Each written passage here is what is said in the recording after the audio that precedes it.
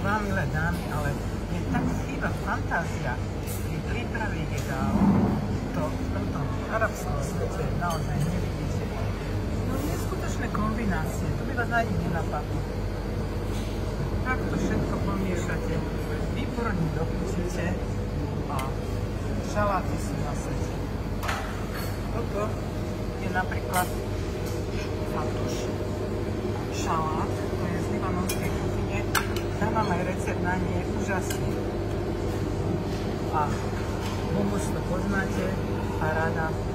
Pozrite, s čím môžete skombinovať varenú vrchu, nádhera. Toto je ryža so šošovicou a dochutené rôznym koreňom. Úžasné.